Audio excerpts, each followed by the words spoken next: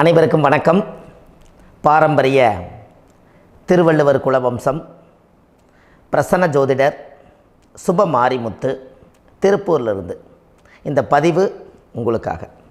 ஐயா வணக்கங்க ஐயா. வணக்கம் ஐயா. ஐயா இப்போது மக்கள் சார்பாக ஒரு கேள்வி இன்றைக்கி நான் கேட்கலான் இருக்கேன். கேளுங்க ஐயா.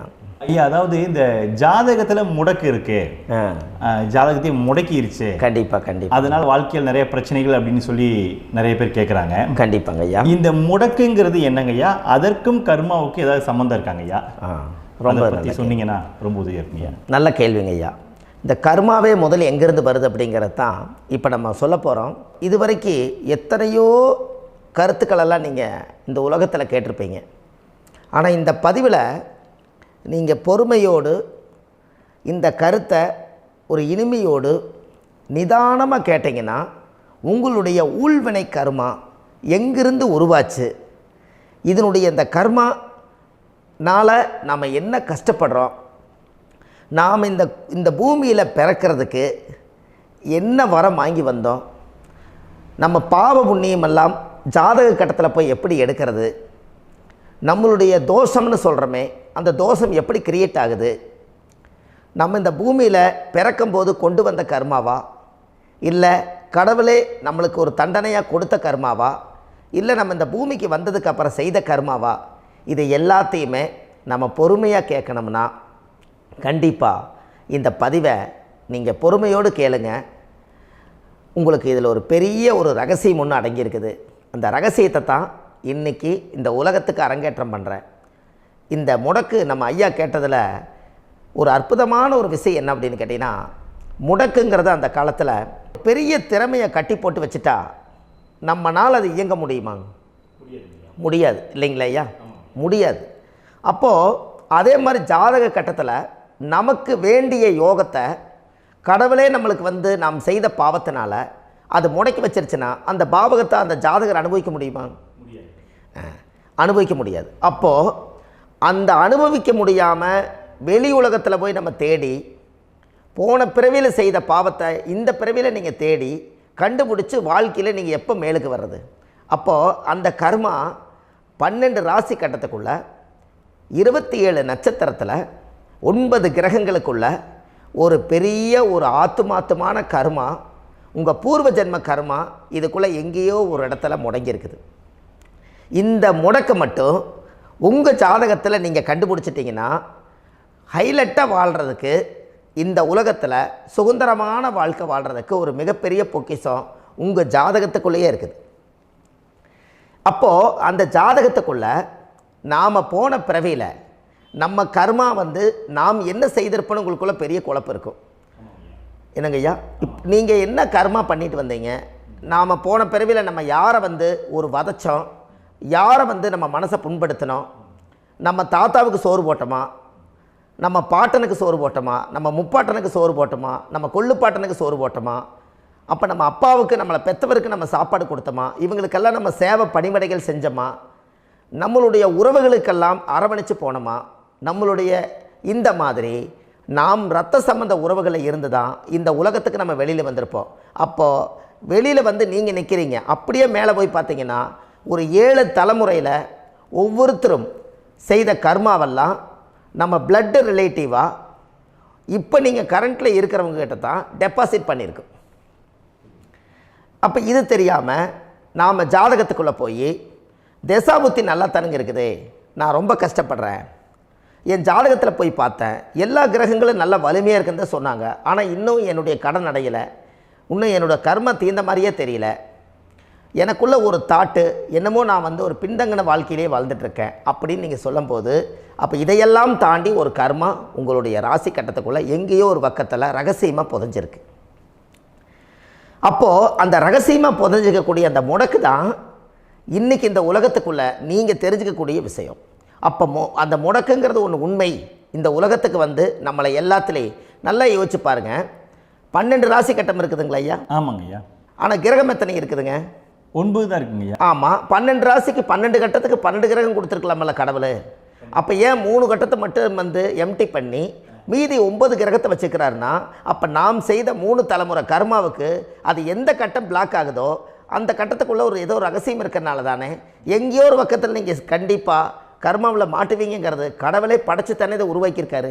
12 ராசிக்கு 12 கட்டம் கொடுத்துருந்தா எங்கே நீங்கள் சுற்றி வந்தாலும் ஏதோ ஒரு வீட்டுக்குள்ளே போய் உட்காந்துக்கலாம். ஆனால் ஒரு வீடு சுத்தமாக இருக்குது, ஒரு வீட்டில் 4 கிரகம் இருக்குது, ஒரு வீட்டில் 3 கிரகம் இருக்குது, ஒரு வீட்டில் 5 கிரகம் இருக்குது, ஒரு 3 வீடு 4 வீடு காலியாக இருக்குது. அப்போ எங்கேயோ ஒரு ராசி கட்டத்துக்குள்ளேயே கடவுளுடைய கர்மா விளையாட்டு, அது ரகசிய விளையாட்டு தான். அப்போது இந்த இடத்துல தான் உங்கள் ஜாதகத்தில் முடக்கு இருக்குது. இந்த முடக்கை நீங்கள் எப்படியெல்லாம் அதை ஆராய்ச்சி பண்ணி கண்டுபிடிக்க முடியும் அப்படிங்கிற ஒரு விஷயத்தை தான் இன்றைக்கி நம்ம இந்த உலகத்துக்குள்ளே இதை நுழைக்க போகிறேன். இப்போ அப்பா செய்த பாவம்னு ஒன்று இருக்குமில்லங்க ஐயா, நம்ம அறியாத வயசில் தெரியாதில்ல, அப்பா செய்த பாவம்னு இருக்கும். அப்பாவுடைய சொத்து பிள்ளைக்குத்தானா, அப்பாவுடைய பாவம் பிள்ளைக்குத்தானே, என்னங்க ஐயா? சரி, அப்போ தாத்தா இருக்கிறாரு, தாத்தாவுடைய கர்மா உயிர் எங்கே எழுதி வைக்கிறாருங்க? அப்போது மகனை விட்டுறாரு. அப்போ தாத்தா மாதிரியே முகம் இருக்குது, தாத்தா மாதிரியே அவருடைய நடை உடை பாவனை இருக்குது, அவர் தாத்தாவுடைய ஜீனு தான் அப்படின்னு இவர் சொல்லும்போது, அப்போ தாத்தாவுடைய சொத்து பேரனுக்கு சொந்தம்னா தாத்தாவுடைய பாவம் எங்கே போகுங்க? Very good. அப்போ அப்போது இந்த கர்மா எப்படி டிரான்ஸ்ஃபர் ஆகுதுன்னு உங்களுக்கு தெரியுதா? அப்போ நீங்கள் போன பிறவியில் அந்த தாத்தாவுடைய பேரனை நீங்கள் பிறக்கிறதுக்கு கர்மம் உங்களை செயல்பட வச்சுருக்குது. அதனால் நீங்கள் தாத்தாங்கிறீங்க. அதனால் அந்த கௌரவமாக எங்கள் தாத்தா சம்பாரித்த சொத்து நான் தான் அனுபவிக்கணுங்கிற விதியை நீங்கள் உருவாக்கிறீங்க. அப்போது இந்த ஜாதகத்தில் அந்த ஊழ்வினை தோஷந்தான் ஏதோ ஒரு வழியில் உங்களை கர்மாவை செயல்படுத்துது. அதனால தான் இந்த ஜாதகத்தில் எந்த ஒரு முடக்கை எடுக்கிறதா இருந்தாலும் சூரியன் என்ற நட்சத்திரம் எதுவோ அந்த நட்சத்திரத்துக்கு எந்த வீடு முடக்காகுதோ அங்கே தான் உங்களுடைய கர்மா ஒளிஞ்சிருக்கும். இதுதான் உங்களுடைய பெரிய ஒரு பொக்கிஷமான ரகசியம். சரிங்க ஐயா, இப்போ இதில் நவகிரகங்கள் 9 இருக்கும்போது ஏன் சூரியனை மட்டும் நம்ம இதில் எடுத்துக்கணும்னு நீங்கள் சொல்கிறீங்க? நல்ல கேள்விங்க ஐயா. நீங்கள் கேட்டீங்க பார்த்தீங்களா, 9 நவகிரகம் இருக்கும்போது சூரியனை மட்டும், அந்த சூரியன் என்ற நட்சத்திரம் பிறக்கும்போது அந்த வீடு மட்டும் முடக்காகுன்னு நீங்கள் கேட்டீங்க இல்லையா? இதுதான் அற்புதமான கேள்வி. ஏன் அப்படின்னு கேட்டிங்கன்னா, சூரியன் அப்பாவோட உயிர் கரு போய் அம்மாவுடைய பனிக்கூடத்தில் கர்ப்பத்தில் வச்சு 10 மாதம் 300 நாள் சுமந்து நீங்கள் இந்த பூமிக்கு வெளியில் வரும்போது நீங்கள் என்ன பாவத்தை இவங்க விதைச்சாங்களோ அந்த கர்மாவை வாங்கிட்டு தான் நீங்கள் வெளியில் பிரசவமாகறீங்க. இதுதானே? அப்போ சூரியன் என்ற நட்சத்திரம், அந்த சூரியனுங்கிறது உயிர் கருவல்லவா, அப்பாவுடைய உயிரணுக்கள் அம்மாவுடைய கருவிக்குள்ளே போய் நாம் குழந்தை வடிவத்தில் இருந்து 300 நாள் பாவ உன்னித்த பதிவில் ஏட்டு எழுதி ஒரு ஜாதகத்தை கையில் கொடுத்து பிறந்த உடனே உங்களுக்கு ஒரு ஏட்டை பெரட்டி நீ இப்படித்தான் விதி, இனிமேல் இப்படித்தான் நீ வாழணும்னு சொல்லி உங்கள் கர்மாவை நீங்கள் கர்மாவோடு தானே வெளியில் பிறக்கிறீங்க. அப்போ சூரியன் என்ற நட்சத்திரம் தானே இந்த உலகத்துக்கு ஒரு பெரிய ஒரு மகத்துவம். இப்போ பாருங்கள், விடிய வரைக்கும் நம்ம முழிச்சிட்ருக்குறோம், காலையில் சூரிய உதயமானால் அவங்கவுங்க செயல்படுறோம். மீதி எல்லா கிரகங்களுக்குமே வெளிச்சத்தை கொடுக்கக்கூடிய சக்தி சூரியனுடைய பிம்ப ஒளிக்குத்தானே உண்டு, என்னங்க ஐயா? அதனால தான் மேசத்து உச்ச வீடுன்னு சொல்லி மேசத்தை உச்சம்னு சொல்லி சூரிய உச்சத்தை அங்கே தான் வச்சாங்க.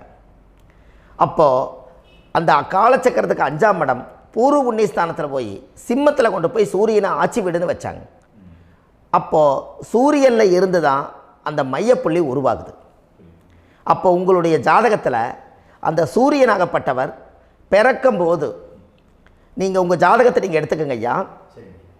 நீங்கள் இன்றைக்கே போய் கதவை திறந்து உங்கள் பெட்டியை திறந்து பீர்வாவுக்குள்ளே உங்களுடைய ஜாதகம் இருக்குது, அந்த ஜாதகத்தை எடுத்து ஜோதிடர்கிட்டையே நீங்கள் சந்தேகம் கேட்குறக்கு முன்பு நீங்களே உங்களுடைய கர்ம பற்றி தெரிஞ்சுக்கிறதுக்கு இந்த பதிவில் உங்களுக்கு ஒரு ரகசியத்தை சொல்லித்தரேன்.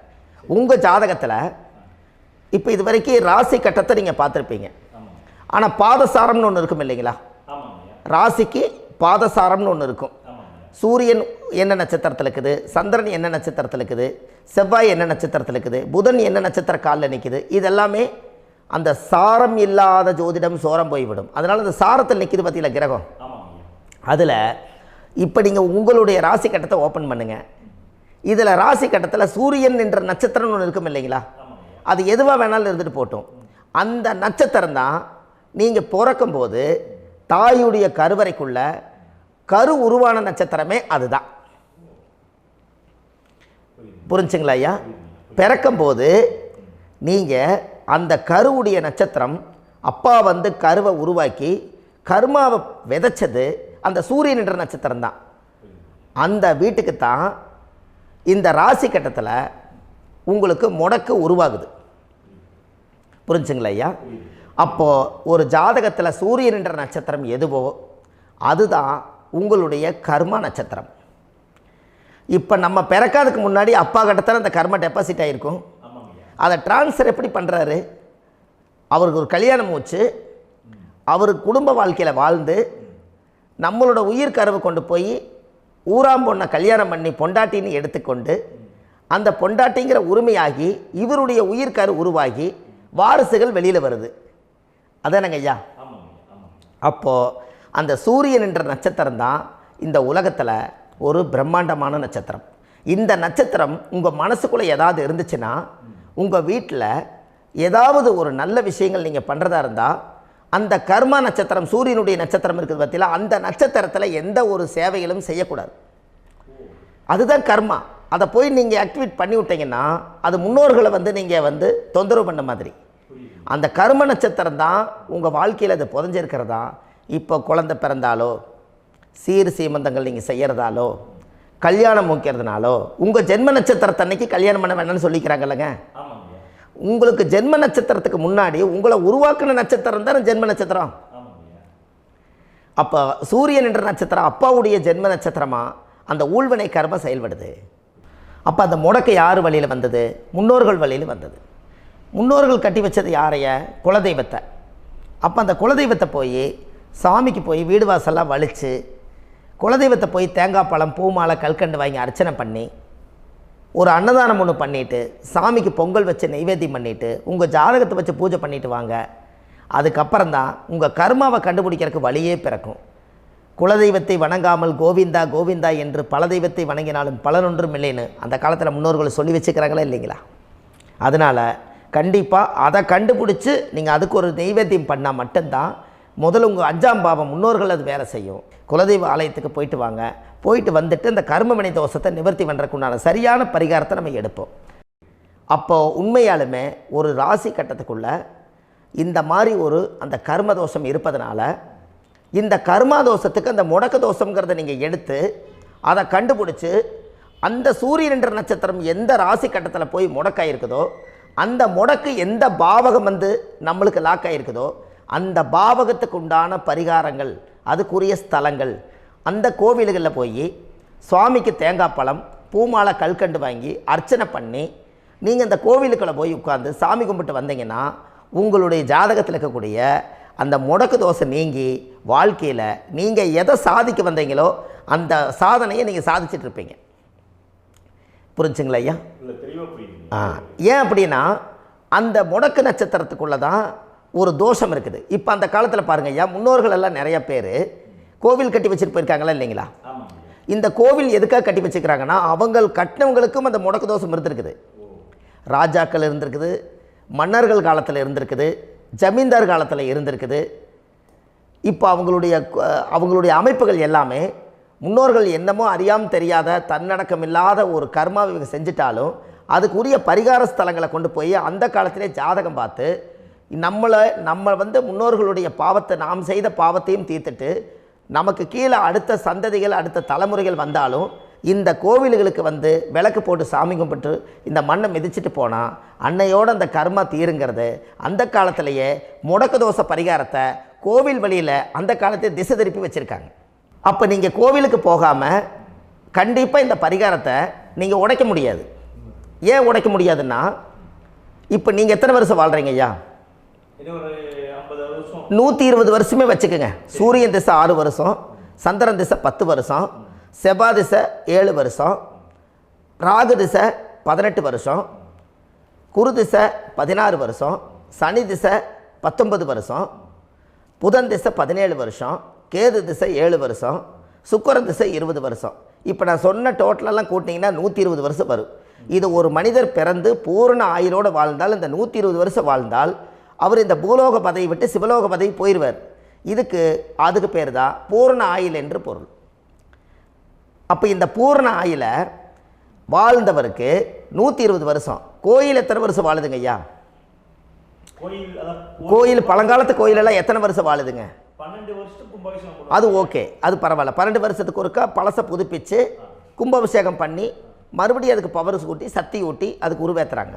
நான் சொல்கிறது கோயில் 5000 வருஷம் 4000 வருஷம் பெரிய பெரிய சித்தர்கள், மகான்கள், ரிஷிமார்கள், யோகிகள், சித்தர்கள் இவங்களெல்லாம் போய் கோவில்லையே சிவனையும் பெருமாளையும் வழிபாடு பட்டுட்டு கோவில்லையே ஒரு ஓரத்தில் ஜீவசமாதி ஆயிட்டாங்கன்னு பழைய கால கோயிலில் சித்தர்கள் குடியிருக்காங்களா இல்லைங்களா? இருக்காங்கல்லங்க ஐயா.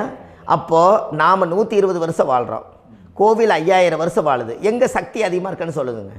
கோவிலில் தாங்க ஐயா. கோயில் தான், அதில் ஒன்றும் மாற்றம் இல்லைங்களே. கோயில் தாங்க. அப்போ கோவிலில் தான் அந்த சக்தி இருக்குதுன்னு நீங்கள் சொல்கிறீங்க. அப்போ உங்களுடைய கர்மாவை உடைக்கிறதுக்கு 120 வருஷம் பெருசா 5000 வருஷம் பெருசான்னு சொல்லுங்கள்? 5000 தாங்க. அப்போ 5000 வருஷம் உள்ள அலைகள் வந்து எத்தனை அந்த சிவனுக்கு இப்போ சிவன் கோயிலே உங்களுக்கு முடக்கு தோஷத்துக்கு ஒரு கோயில் வருதுன்னு வச்சுக்கோங்க.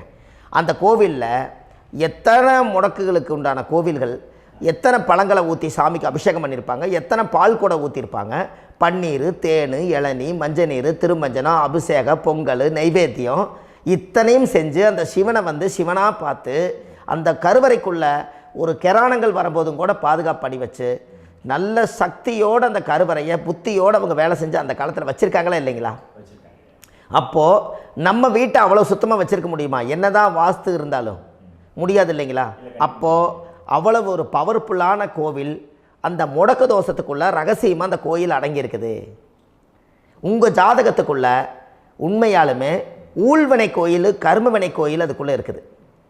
அந்த ஜாதகத்தை கணிச்சு பார்த்தா கரெக்டாக உங்களுடைய ஜாதகத்தில் அப்பாவுடைய கருவறையிலேருந்து உயிர் உருவாகிற நேரத்தில் இருந்து இப்போ வரைக்கும் நீங்கள் கரண்ட்டில் வாழ வரைக்கும் அந்த கர்ம கூட வர்றதை ஒரே ஒரு இடத்துல போனால் மட்டும்தான் விட்டுட்டு வர முடியும். அது எந்த வீடு அப்படின்னு கேட்டால் உங்களுக்கு வந்து அப்பாவுடைய கர்மா வழியில் போய் அந்த கோவில் பழையகால கோயில், பழையகால தெய்வங்கள், அந்த கோவில் தான் உங்கள் ஜாதகத்துக்குள்ள ரகசியமாக இருக்கும்.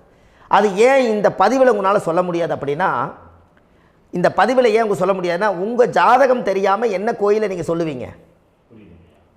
இப்போ பொதுவாக ஒரு நட்சத்திரத்துக்கு ஏதோ ஒரு கோவிலை அவங்க சொல்லி நீங்கள் போயிட்டு வர்றீங்கன்னு வச்சுக்கோங்க.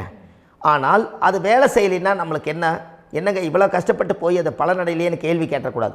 உங்கள் ஜாதகத்தை நீங்கள் கொண்டாங்க, உங்கள் டேட் ஆஃப் பர்த் டயத்தை போட்டு ஜாதகத்தை கணிச்சு நீங்கள் சூரியன் என்ற நட்சத்திரத்துக்கு உங்களுடைய கர்மவினை கோவில் யார், உங்களுடைய முடக்கு யார், ஊழ்வனை தோஷத்துக்கு உண்டானவர் யார், தாய் வழி கர்மா யார், தந்தை வழி கர்மா எது, நீங்கள் பிறக்கும்போது வந்த கர்மா என்ன, இது எல்லாம் கணிக்காமல் பொதுவாக ஒரு கோயிலில் போய் நீங்கள் பாட்டுக்கு சாமி கும்பிட்டு வந்தால் பலன் எப்படி கிடைக்கும்?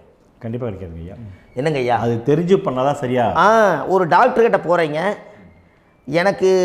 என்னை அப்படியே ஸ்கேன் பண்ணி ஒரே ஒரு மாத்திரை கொடுங்கன்னு கேட்டால் டாக்டர் கொடுப்பாருங்களா? அவர் என்ன பிரச்சனை இருக்குதோ அதை முதல்ல கண்டுபிடிச்சி ஸ்கேன் பண்ணி பார்த்து ரிப்போர்ட் எடுத்து அது மூலியமாக தான் கொஞ்சம் எடுத்து ஐயா உங்களுக்கு இந்த பிரச்சனை, இதுக்கு தீர்வுக்கு இதுக்குண்டான மெடிசன், இது இப்படித்தான் சாப்பிடணும்னு அது முறையாக சொல்லி அந்த உயிர் வாழ வைக்கிறாரு டாக்டர். அவர் ஒரு தெய்வ வடிவத்தில்.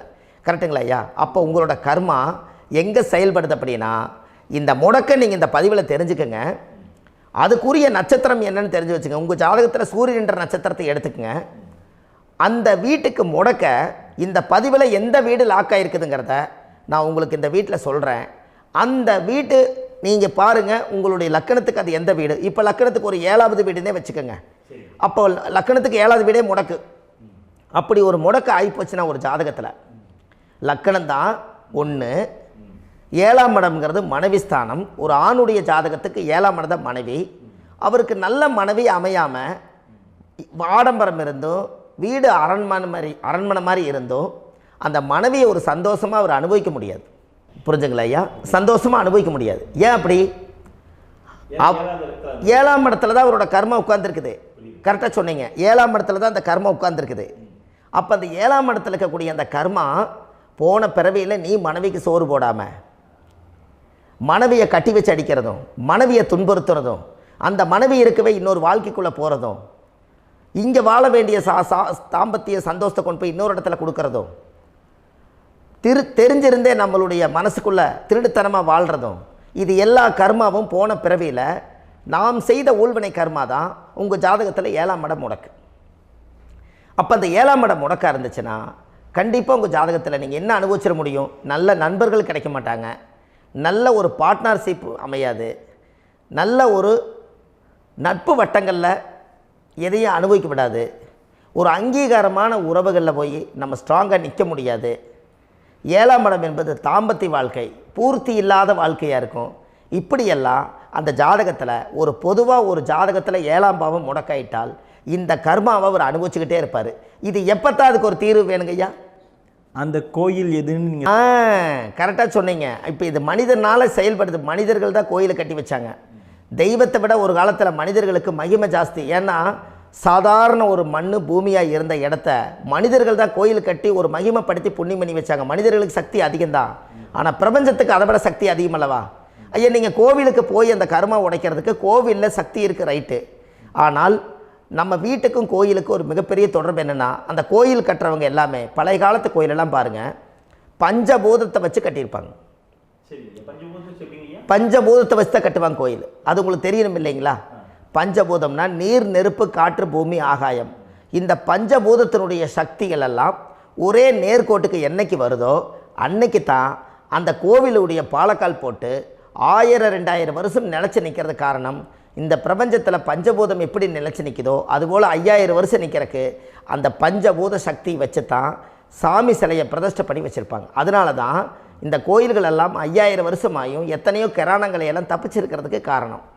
அப்பேற்பட்ட புண்ணிய ஸ்தலம் உங்களுக்கு எதுன்னு தெரியணும் அல்லவா? என்னங்க ஐயா?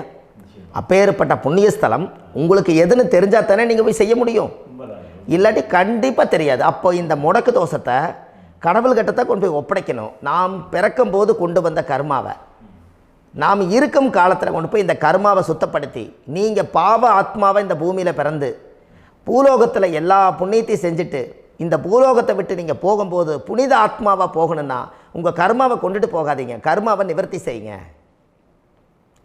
என்னங்க ஐயா? அப்போ கர்மாவை சுத்தப்படுத்துங்க. கர்மாவை சுத்தப்படுத்திட்டு உங்களுக்கு பிறக்கிற குழந்தைகளுக்கு அந்த கர்மாவை டிரான்ஸ்ஃபர் பண்ணாமல் உங்களோட நில் பண்ணுங்க. ஒரு உதாரணம் சொல்லட்டுங்களா ஐயா? ஒரு காந்தம் ஒன்று இருக்குது இல்லைங்களா? ஒரு காந்தம்ங்கிறது ஒரு தாத்தாவாக வச்சுக்கோங்க. ஒரு இரும்பை கொண்டு போய் வச்சா ஒட்டு மோட்டாதா?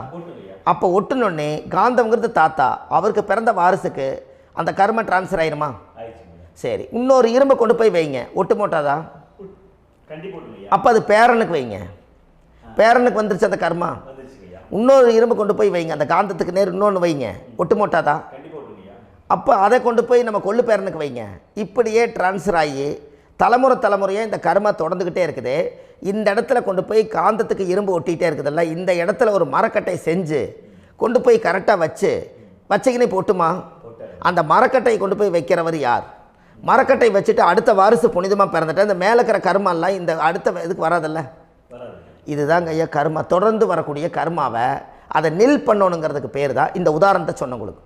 அப்போ நாம் இந்த பூலோகத்தில் நம்ம ஒரு தாயுடைய கருவறையில் இருந்து தொப்புள் கொடி அறுக்கும் நேரம் நாம் என்ன கர்மாவை வாங்கி வந்திருந்தாலும் அதையெல்லாம் ஆராய்ச்சி செய்து ஜாதகத்தில் முழுமையாக கண்டுபிடிச்சி ஒரு காலம் இல்லைனாலும் ஒரு காலம் நம்ம நல்லா இருக்கிறதுக்காக, நம்ம வாரிசுகள் எல்லாம் நலமடைஞ்சு வளமடைஞ்சு வர்றதுக்காக இந்த கர்மா தோஷத்தை கரெக்டாக கண்டுபிடிச்சி சரியான கோவிலுக்கு போய் நீங்கள் கர்மாவை நிவர்த்தி பண்ணி அங்கே பூஜை புனஸ்தானங்கள், சகசரநாம பூஜைகள், ஓமங்கள், வழிபாடுகள் இதெல்லாம் நீங்கள் செஞ்சு உங்களுடைய பாவத்தை எல்லாம் கழித்து உங்கள் ஜாதகத்தவே யோகமாக மாற்ற முடியும். கண்டிப்பாக மாற்ற முடியும். ஏன்னா நம்ம யாரை நம்பி செய்கிறோம்? சரியான கடவுள்கிட்ட வழிகாமிக்க போகிறோம். அப்போ கடவுள் பொய்யாயிருவாரா? ஐயா, நம்ம அதாவது அந்த காலத்தை சொல்லுவாங்க, சத்தியுள்ள சாமி கும்பிட்டு புத்தி உள்ள உள்ளே பெக்கணும்னு சொன்னாங்க.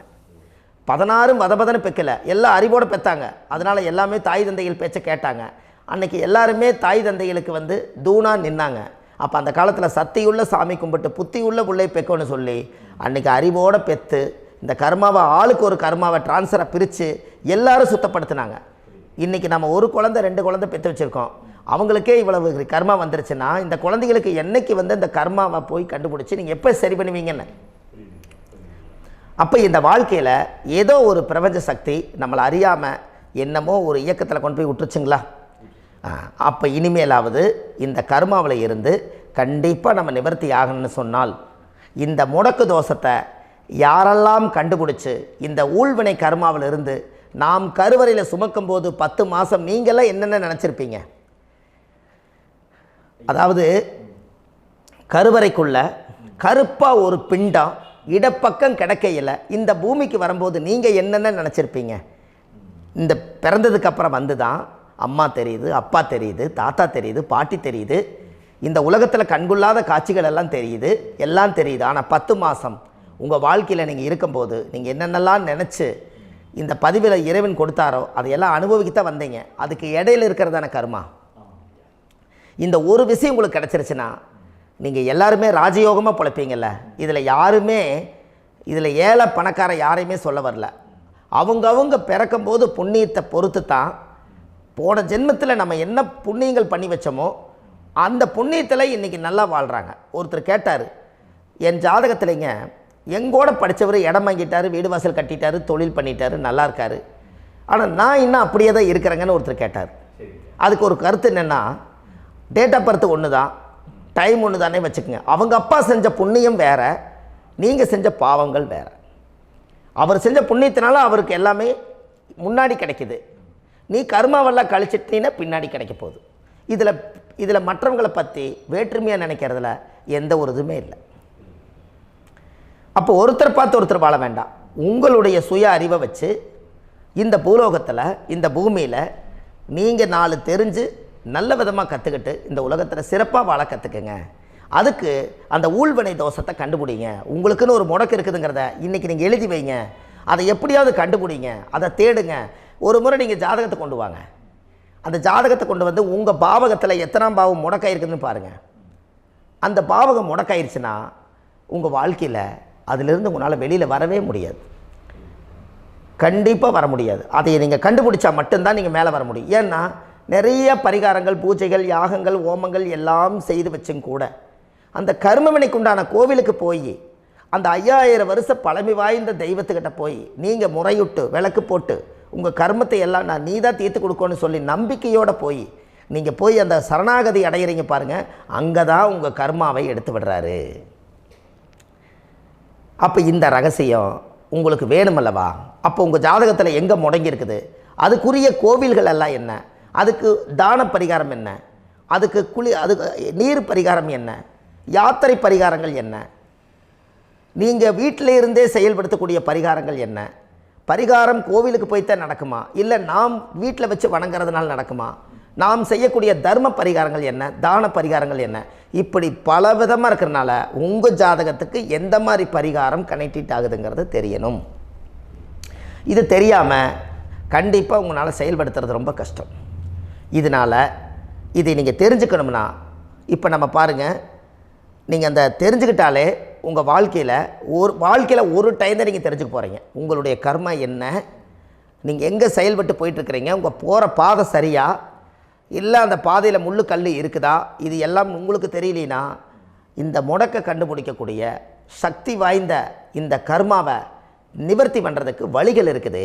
அதனால் நீங்கள் கண்டிப்பாக இந்த முடக்கை தெரிஞ்சுக்கணும்.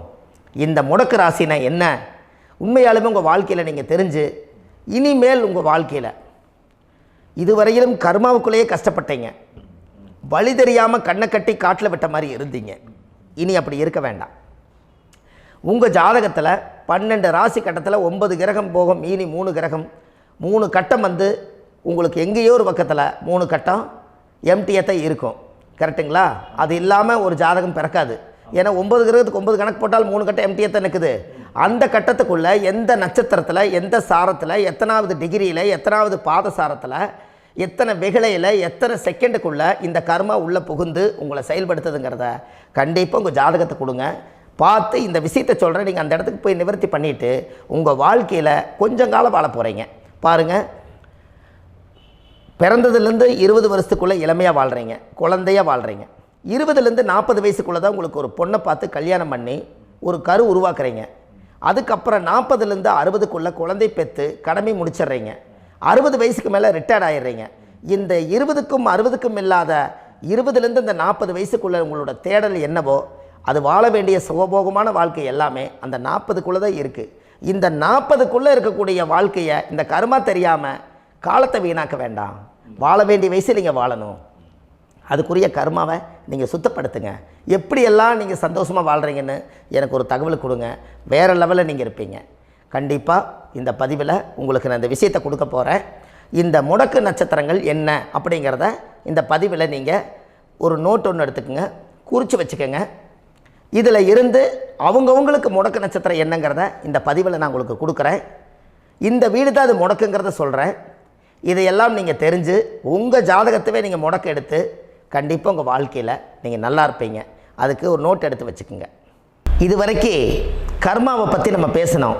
உங்கள் ஜாதகத்தில் சூரியன் என்ற நட்சத்திரத்துக்கு தான் முடக்குன்னு சொன்னீங்களே, எந்த வீடுங்கிற ரகசியத்தை இன்றைக்கி நம்ம எல்லோரும் தெரிஞ்சுக்கலாமா? இத்தனை காலமாக நீங்கள் தெரிஞ்சுக்காத ஒரு ரகசியத்தை இன்றைக்கி உங்கள் ஜாதக கட்டத்தில் நீங்களே முடக்க கண்டுபிடிச்சி அதுக்குண்டான பலனை தேட போகிறீங்க. அந்த தேடல் தான் உங்களை கொண்டு போய் உட்கார வைக்க போகுது. ஒரு உதாரணம், உங்கள் ஜாதகத்தில் பாதசாரம் இருக்குது அல்லவா? அந்த பாதசாரத்தில் சூரியன் என்ற நட்சத்திரம், சூரியன் நின்ற நட்சத்திரம் பாதசாரத்தில் கரெக்டாக எடுங்க. சூரியன் எந்த நட்சத்திரத்தில் நிற்கிதோ அது பூர நட்சத்திரமாக இருந்தால் அது மேச வீடு தான் முடக்கு. இந்த மேசம்ங்கிறது செவ்வாயோட வீடு, சகோதர வர்க்கத்தினுடைய வீடு. அப்போ 1-8 குடைவர், அது மாங்கல்யம் சம்மந்தப்பட்ட இடம். அப்போ உங்களுடைய வாழ்க்கையில் இரத்த சம்பந்த உறவுகள் இது எல்லாமே அந்த வீட்டில் முடங்கிடுது. அப்போ பூமி பிரச்சனை தானாக வரும், அண்ணன் தம்பி பிரச்சனை தானாக வந்துடும். பாசம் இருக்குது சகோதர சகோதரி மேலே, ஆனால் பாசத்துலேருந்து நம்ம வெளியே வர முடியாது, ரொம்ப சிரமப்படுவோம். அப்போ இதெல்லாமே உங்கள் ராசியில் அந்த பூர நட்சத்திரத்துக்கு மேச வீடு தான் முடக்கு. இந்த முடக்கை நீங்கள் ரிலீஸ் பண்ணிட்டீங்கன்னா அன்னையிலிருந்து உங்களுடைய வாழ்க்கை ரொம்ப நல்லாயிருக்கும். இப்போ இந்நேரம் வரைக்கும் பூர நட்சத்திரத்தை பற்றி நீங்கள் நல்லா கேட்டீங்க. அந்த பூர நட்சத்திரத்துக்கும் உத்திர நட்சத்திரத்தை அடுத்த பதிவில் நம்ம பார்ப்போம். நம்ம ஆன்லைன்லேயே ஜாதகம் பார்க்குறோம். உங்கள் date of birth time place கொடுத்தீங்கன்னா போதும், உங்களுக்கு ஜாதகத்தை கணிச்சு ஃபோன்லேயே உங்களுக்கு கர்ம ராசி கண்டுபிடிச்சி உங்களுக்கு உண்டான கர்ம பரிகாரத்தை சொல்லி உங்கள் வாழ்க்கையில் ஒரு வெளிச்சத்தை கொண்டு வர்றதுக்கு என்றைக்கும் உங்களுக்கு உறுதுணையாக இருப்பேன். நீங்கள் கண்டிப்பாக இந்த பதிவுகள் எல்லாம் இது உங்களுக்காகத்தான். இது அதிகாலை நேரத்தில் பிரம்ம முகூர்த்தத்தில் இந்த பதிவை உங்களுக்கு முழுமையாக சமர்ப்பணம் பண்ணுறேன். இதை கற்று இதை வழி நடத்தி இதைய எப்படியெல்லாம் இந்த முடக்கை கண்டுபிடிச்சி இப்படியெல்லாம் பேச வச்சு அழகு பார்க்க நம்ம முன்னோர்களுடைய ஆசீர்வாதமும் இந்த முடக்கை கண்டுபிடிச்ச குருமார்களும் அவங்களுடைய குடும்ப பாரம்பரிய வம்சாவளிகளும் எல்லாருமே நல்லா இருக்கணும். அதுக்காக இந்த நேரத்தில் நான் வந்து அடியேன் சுப மாரிமுத்தாக இருந்து திருப்பூர்லேருந்து இந்த பதிவை உங்களுக்கு நான் கொடுக்குறேன். கண்டிப்பாக இந்த முடக்கு கோயிலுக்கு, இந்த முடக்கு தோஷத்துக்கு உண்மையான பரிகாரங்கள், எளிமையான பரிகாரங்கள் நீங்களே வாழ்க்கையில் செஞ்சு ஆதிகால பரிகாரங்கள் உங்கள் மனசுக்குள்ளே இருக்குது. அதை செயல்படுத்தினா மட்டும் போதும், வாழ்க்கை எங்கேயோ போயிடும். கண்டிப்பாக ஒரு முறை உங்கள் ஜாதகத்தை அனுப்பி வைங்க, உங்களுக்கு நான் பார்த்து பலன் சொல்கிறேன். இன்றைக்கி நான் கொடுத்த பதிவுகள் எல்லாம் உங்களுக்கு ரொம்ப பயனுள்ளதாக இருந்திருக்கும். உங்களுக்கு இது வரைக்கும் எத்தனையோ கர்ம வினைகளை பற்றி தெரியாமல் இருந்திருப்பீங்க. இந்த பதிவில் நிறைய கேட்டு தெரிஞ்சுக்கிட்டீங்க. இதெல்லாம் வாழ்க்கையில் ரொம்ப முக்கியமான பரிகாரங்கள், எளிமையான பரிகாரங்கள். நேராக நீங்கள் கடவுளைத்தான் கெட்டியாக பிடிக்க போகிறீங்க. அந்த பரிகாரங்கள் எல்லாம் செஞ்சு அதிகாரமாக வாழ்ந்து இந்த பூலோகத்தில் நல்ல சிறப்பாக வாழ்கிறதுக்கு இந்த பரிகாரம் உங்களுக்கு ரொம்ப யூஸ்ஃபுல்லாக இருக்கும். கண்டிப்பாக இந்த பதிவை செய்யுங்க. நம்ம பாரம்பரிய திருவள்ளுவர் குல வம்சம் பிரசன்ன ஜோதிடர் சுப மாரிமுத்து, திருப்பூரில் இருக்கேன். 30 ஆண்டு காலமாக நம்ம ஜோதிடம் பார்த்து கொண்டிருக்கிறோம். இவ்வளவு காலமாக எத்தனையோ ஆயிரக்கணக்கான மக்களுக்கு நம்ம ஜோதிடம் பார்த்து வழிகாட்டி நிறைய மக்களுக்கு நிறைய சேவைகள் செஞ்சுருக்கேன். நிறைய கோயில் கட்டி வச்சுருக்கேன், கும்பாபிஷேகங்கள் பண்ணி வச்சுருக்கேன், அன்னதானங்கள் நிறையா பண்ணி வச்சுருக்கேன், புண்ணிய யாத்திரைகள் நிறைய போய் வந்திருக்கேன். மக்களுக்காகவே நான் உங்களுக்கு உழைக்க தயாராக இருக்கேன். இந்த ஜோதிடம் வந்து என்னுடைய ஒரு பாரம்பரியமாக, என்னுடைய அப்பா தாத்தா முன்னோர்கள் இதெல்லாம் எங்களுடைய குலத்தொழில் இது. அதனால் நாங்கள் பாரம்பரியமாக திருவள்ளுவர் குல வம்சம். வள்ளுவர் வாக்குன்னு யூடியூப் சேனலில் போனீங்கன்னா 1000 பரிகாரங்கள் கொடுத்துருக்கேன். அதுவும் உங்களுக்கு ரொம்ப யூஸ்ஃபுல்லாக இருக்கும். வள்ளுவர் வாக்கு அப்படின்னு போடுங்க, அப்படி இல்லைன்னா சுப மாரிமுத்துன்னு போடுங்க. இதில் பரிகாரங்கள் நிறையா கொடுத்துருப்பேன். கண்டிப்பாக இதெல்லாம் நீங்கள் சந்தித்து நீங்கள் ஒரு சப்ஸ்கிரைப் பண்ணி வச்சுக்கோங்க. நான் போடக்கூடிய பதிவுகள் எல்லாமே உங்களுக்கு நோட்டிஃபிகேஷனை வந்துடும். அதனால் நீங்கள் ஒரு சப்ஸ்கிரைப் பண்ணி வச்சுக்கோங்க. தினமும் ஒரு தகவல் உங்களுக்கு கொடுத்துக்கிட்டே இருக்கேன். இதெல்லாமே உங்களுக்கு ஒரு பெரிய சந்தோஷமான நிகழ்ச்சிகள். என்றைக்கும் உங்களோட நான் வாழ்கிறேன். உங்களுடைய குடும்பத்தில் நான் ஒருத்தராக இருந்து குடும்ப ஜோதிடராக நான் இருப்பேன். கண்டிப்பாக ஆயுளுள்ள வரைக்கும் உங்களுக்காக இந்த ஜோதிடத்துக்கு உழைச்சி உங்கள் குடும்பத்தில் ஒருத்தராக நான் வந்து ஒரு ரத்த உறவில் நான் வந்து இந்த பூர்வ ஜென்மத்தில் உங்களுக்கு நான் கடமைப்பட்டிருக்கேன். கண்டிப்பாக அடுத்த பதிவில் உங்களை நான் சந்திக்கிறேன். வாழ்வது ஒரு முறை, வாழ்த்தட்டும் தலைமுறை. நன்றி, வணக்கம்.